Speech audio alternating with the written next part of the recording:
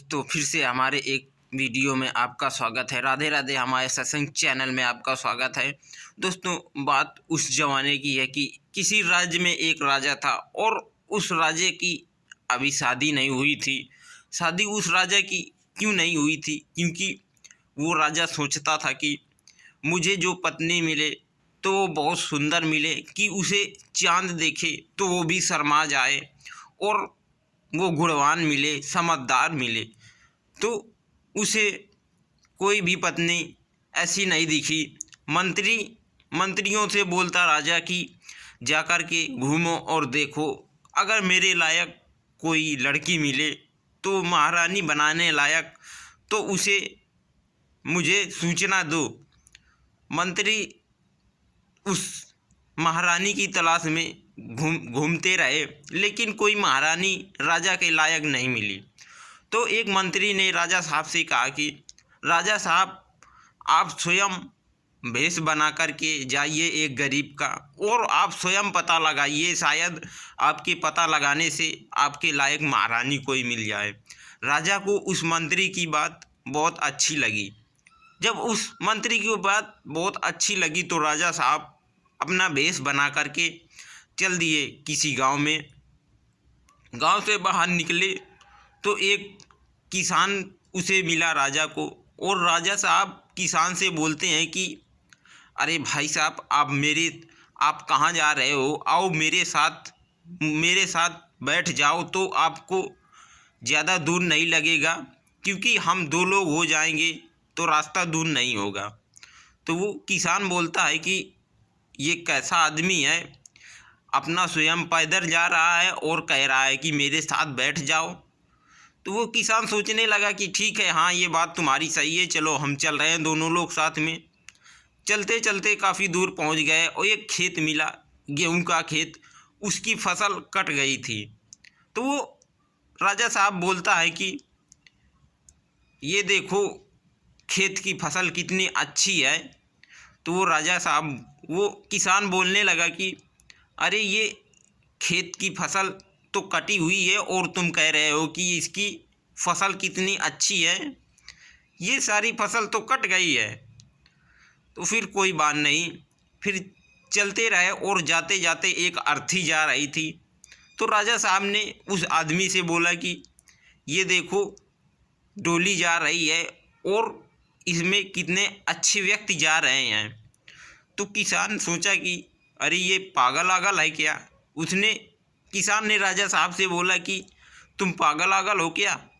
तुम्हें दिखाई नहीं देता ये अर्थी जा रही है या डोली जा रही है? ये आदमी कोई मर गया है तो उसे ले जा रहे हैं जलाने के लिए, और तुम कह रहे हो कि ये डोली जा रही है कितनी अच्छी। तो खैर से कोई बात नहीं, राजा साहब और वो किसान चलते रहे। जब किसान का गांव आ गया तो राजा साहब से किसान बोलता है कि आप कहाँ जाओगे, क्योंकि मेरी मंजिल तो आ गई है।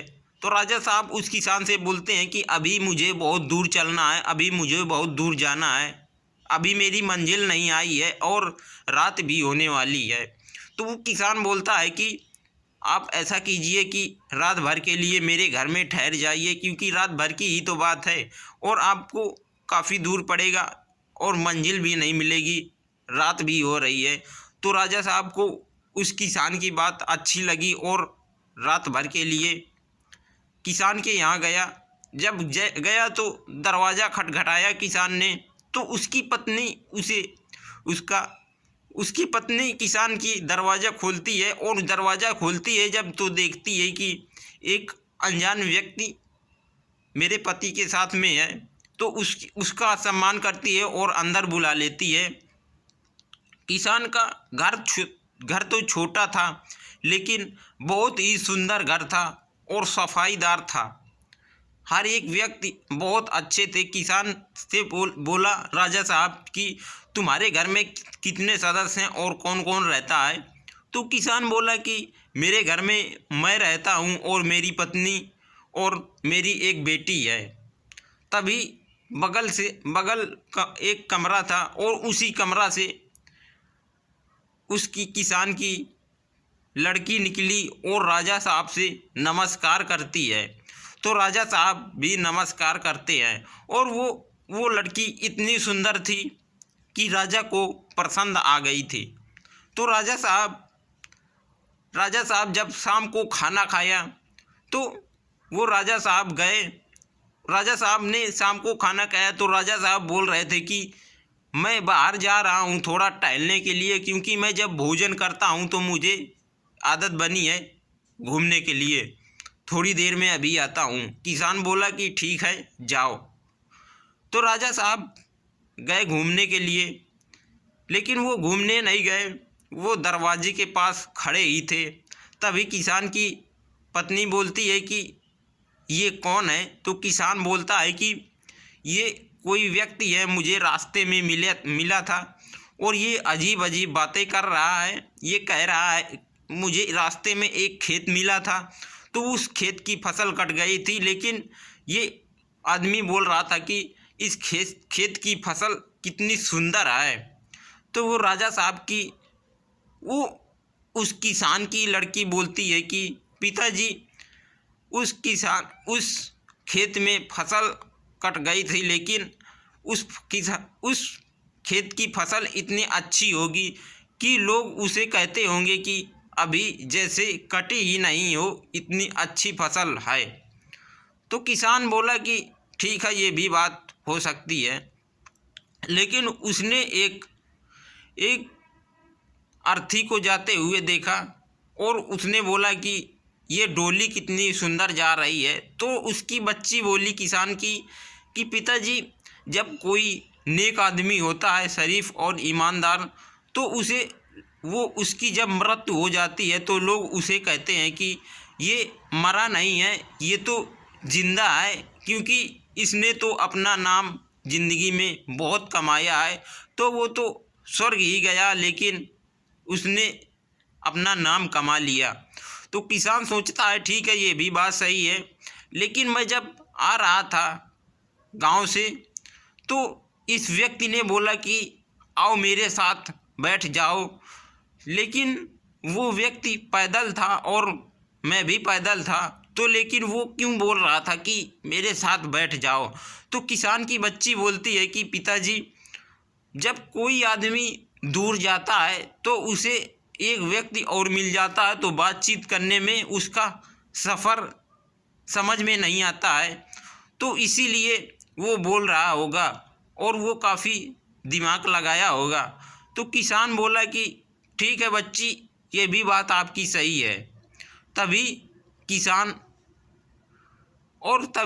थोड़ी देर बाद वो राजा साहब किसान के पास आ जाते हैं और किसान से बोलते हैं कि राजा साहब